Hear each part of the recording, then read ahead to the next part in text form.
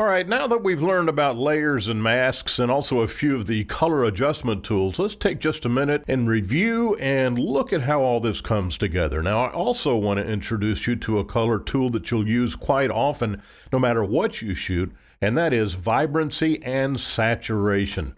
But let's take a look at this image of Kaylee that I shot several years ago, and there's some issues with this image that I think will serve to address everything we've learned so far. And let's go ahead and dive in. Now, as we scan this image, I think the first thing that jumps out at you is how desaturated the colors are in this image. And you don't want to go crazy, obviously, on a portrait like this, but even the background lighting, which is natural. This is not a backdrop. It's the actual sunset on a perfectly clear day, but nonetheless, it's still kind of desaturated, kind of bland. So we're going to fix that. The other thing is that we've got these moles on her chest right here, and let's go ahead and take those out with the spot healing brush, and that won't take very long at all. And then after that, we'll adjust the color, give it a little bit of warmth, and you'll see how all of these things come together to really set you on your journey of learning how to process your images. All right, so we'll go 100% magnification, and we'll come over here and get the spot healing brush, and we'll bring it down really kind of small. And this isn't going to take long at all. We just click here.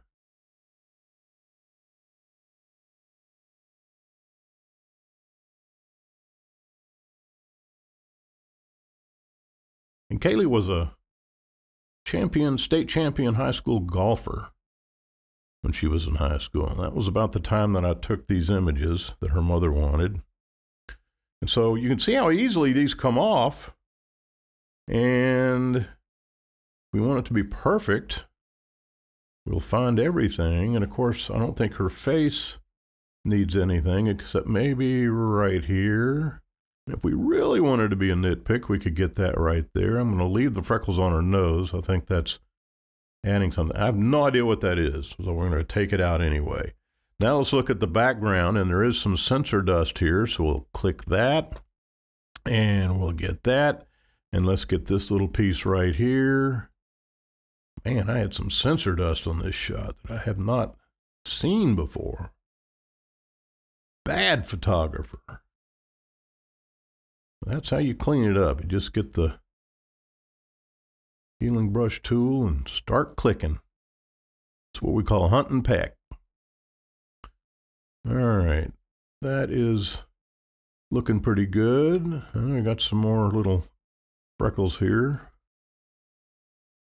And not that these matter a great deal, but let's just take them out anyway, just for demonstrating how you really can clean up an image.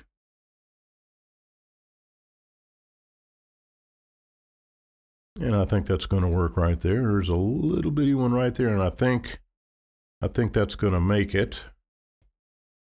All right, now I know what you're thinking. You're saying, but in a previous lesson, you told us not to do any adjustments on the background layer, on that bottom layer, because that's the point at which you always want to go back to if you make a mistake, and that is true. However, in this case, there is no scenario in which I would ever want to go back to a state on this image that included those moles on her chest. I always want to start a portrait anyway from a state of the image that presents the subject in the best light. So this is the exception to the rule. You've heard that all rules in photography are meant to be broken. This is one of those times. Okay, so if you do have a portrait and you want to get rid of defects on a person's skin and you want to start from there going forward in the future, then that's one of the exceptions to the rule, just so you know. So we've done a little bit of the touch up. Let's take a look at before and after. Before and after. Now we're going to take a look first at the global color adjustments. I think there's a little bit to be done with the white balance, just a very, very slight adjustment of the white balance I think would be good here. So we go image, adjustments, and what do we want to use? Let's use color balance in the midtones, and we'll just add a little bit of yellow. Now look and see how, you see we've got that yellow adjustment at -11 right there, okay? So we have to compensate with reducing the green. Notice it's got a little bit of a green cast to it. This is before with a blue cast, and this has got the green cast on it, even though it is warmer. So we're going to compensate for getting rid of the green by coming up and going minus, and let's say -4. I like that 4 figure, which is, we roughly have a line, a straight line on the adjustment tabs. And that's what you're looking for most of the time in general terms. So before and after, and we've taken that blue cast out of there, but it's still just a little bit drab. So now time to take a look at the Vibrancy and Saturation slider. And that's located here under Image, Adjustments, Vibrance. Well, it's Vibrance or Vibrancy. Doesn't matter one way or the other. Now, what's the difference? They both increase the intensity of the color. Vibrance intensifies the lower intensity colors, colors that we also call pastels or desaturated, colors that really aren't intense, but they're still there and you want to bring them forward a little bit. So we take the Vibrance slider. Now watch what it does to the entire image, which to some degree is going to be a good thing. All right, we'll run it up to about 50. That's where my initial adjustment usually is, before and after. And I don't know if you can see the change through the video, but on my screen, we're getting a little bit of a change, okay? So I'm thinking that's going to be just a little bit too much. I'm going to bring this back down to 40. And now Kaylee's looking pretty good. Now, just by comparison, just so that I can show you how this tool works, you'll notice the Vibrance slider is at 36. Now, watch what happens to the image when I move the Saturation slider the same amount. See how much more intense that adjustment is?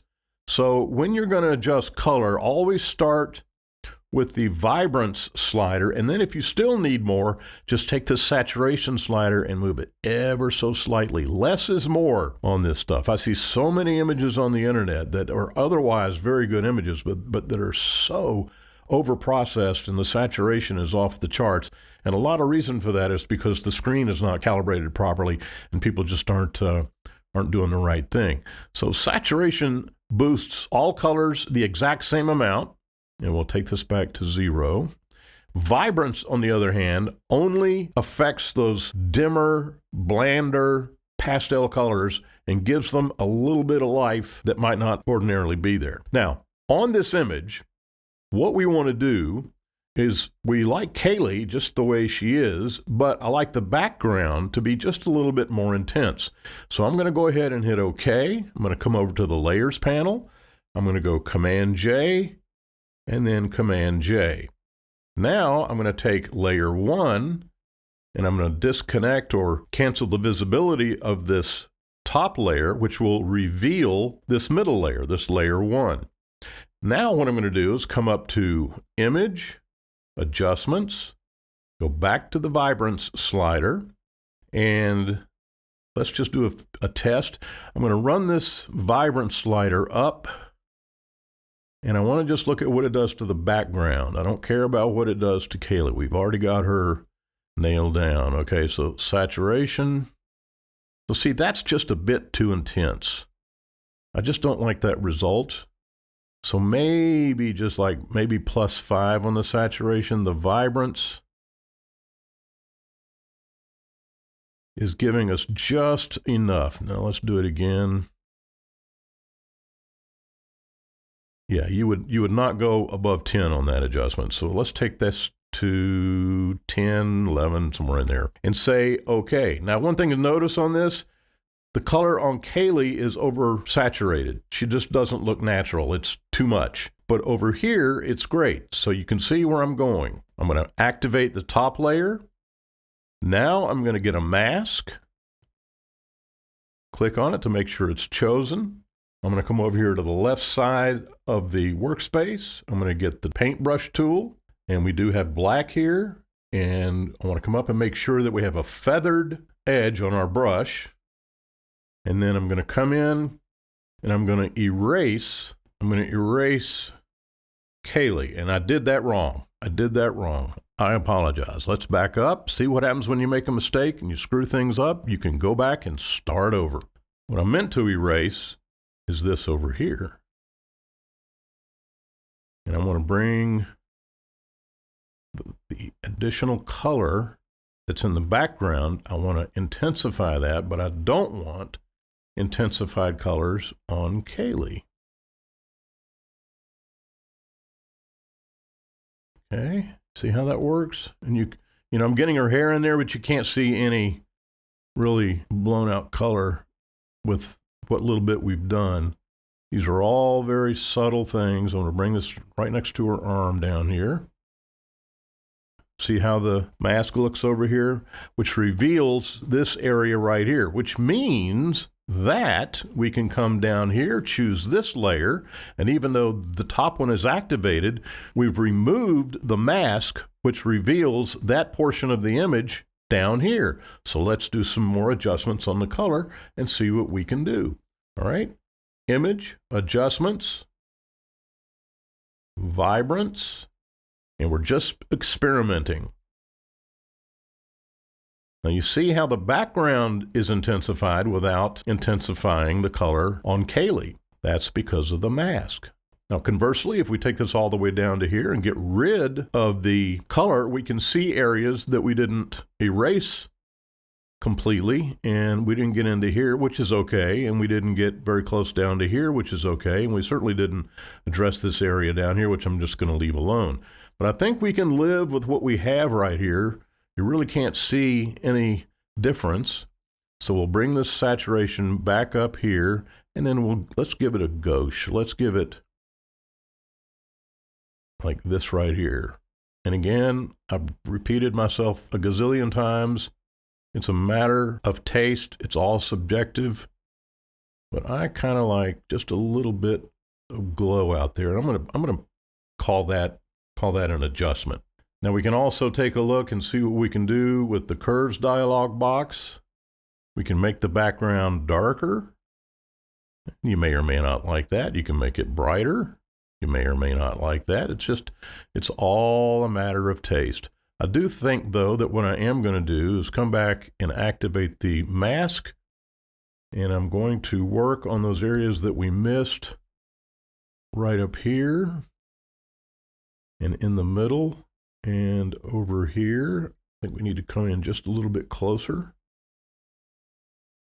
And I'm going to try to get that area down here that we missed very carefully, so I don't want to have an oversaturated stripe on her arm. That wouldn't be good. But I think we've done as much to this as we can do. And so let's go ahead and flatten the image. And there we have it. Okay, let's go back before and after and take a look. Before and after, and you can tell me which of these two you like best. So there you have. Pulling it all together, we've used masks and layers and the spot healing brush, vibrance and saturation. So that's how it all plays together. That's how everything comes together to create an image that you saw in your mind's eye, or even that you saw when you were standing there. And it's all possible in Photoshop.